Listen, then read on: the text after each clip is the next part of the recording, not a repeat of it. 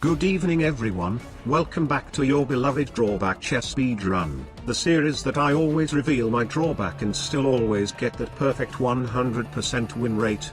I'm just too good at this game. And without any further ado, let's get into today's content.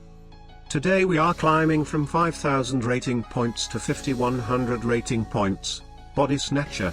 If your opponent ever captures a non-pawn piece with an equivalent piece, exempli Gracia, captures a knight with a knight, you lose.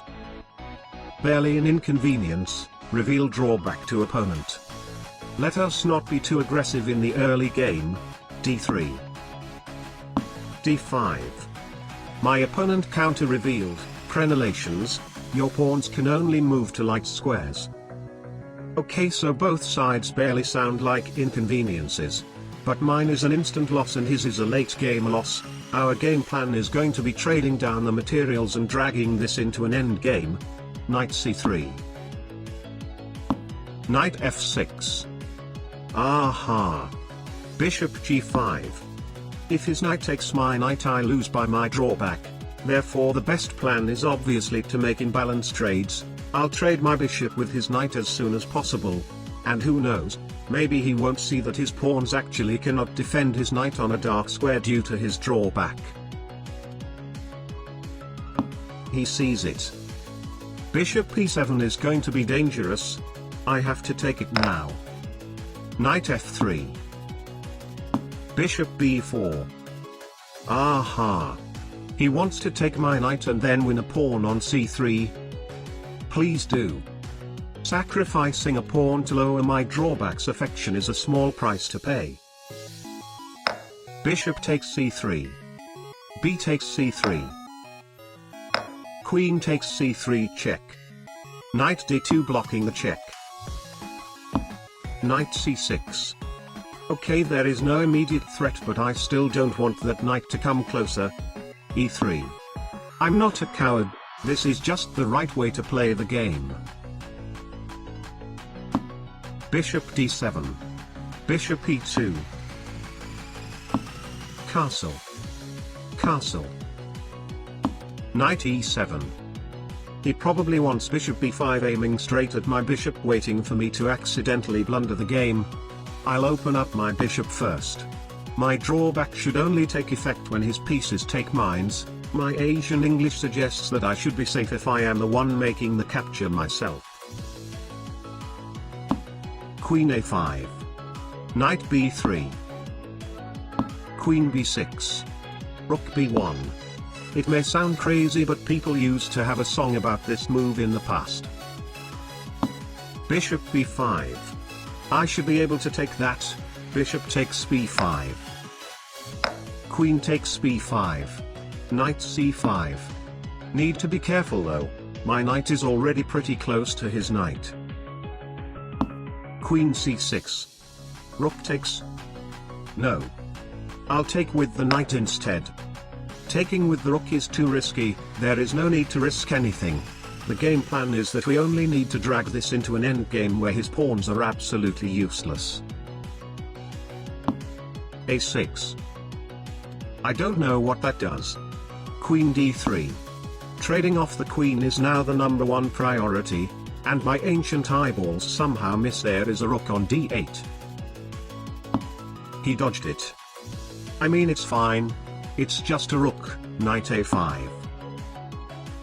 Queen e6. Rook lift. King d8. Aha. That blunders a queen. Rook b8 check. Knight c8 is forced. Knight to b7. Royal fork. King e7. And I've just realized that it actually doesn't work. Because if I take his queen, his knight takes my knight, I lose by my drawback. And even if I try to remove the knight first, there is rook takes rook and I also lose to my drawback. Absolutely diabolical. I refuse to think that he actually calculated all of that. Knight back to c5. Rook d8. Rook b7. Knight b6. Aha. He is baiting me to go queen takes a6, winning a pawn. And then he can go knight to d7, which is actually a double attack on my knight and queen, regardless of whatever I do. He can at least make one of those captures and I'll immediately lose to my own drawback. That is very sneaky. Knight takes a6 instead. Rook d7. Double rook. Knight c5.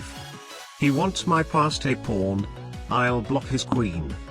I'm actually curious that if I promote my pawn to a queen, does my opponent win if his queen takes my fake promoted queen, or the system considers it as a pawn?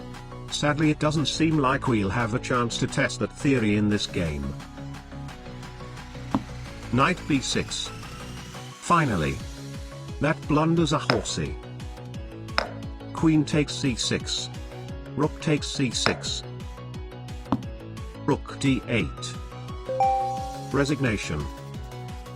That was a fun game. Second game, let's go. Monkey c. You can only capture with piece types that your opponent has captured with.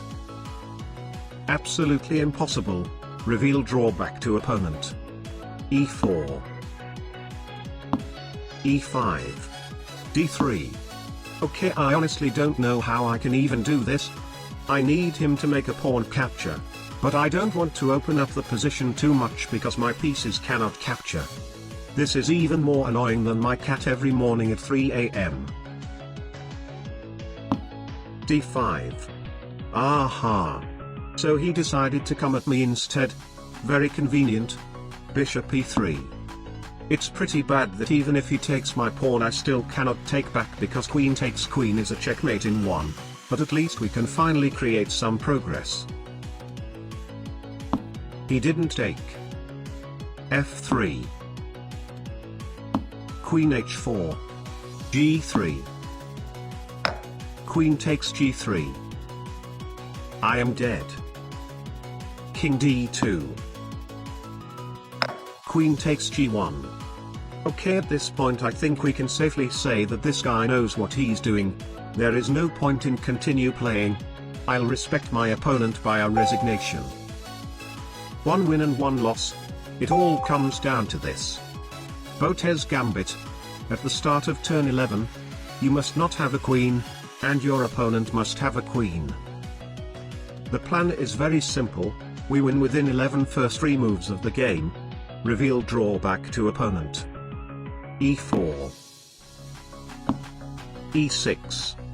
Opponent counter revealed. Unlucky, can't move to half of squares. Re-randomized every move.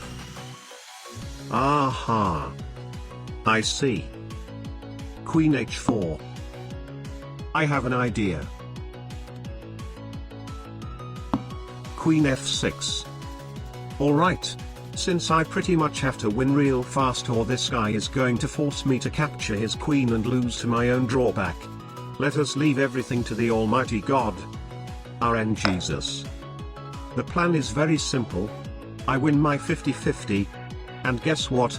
I have won so many 50-50s in my life, that my Genshin account doesn't have a cheat sheet, and my Star Rail account doesn't have a Bailu or Yanqing.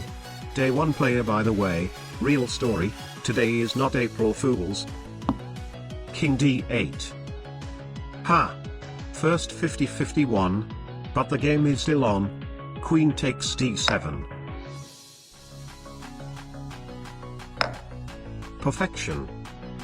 Queen takes the king. The game is a win. 2 wins and 1 loss. Drawback chess speed run today.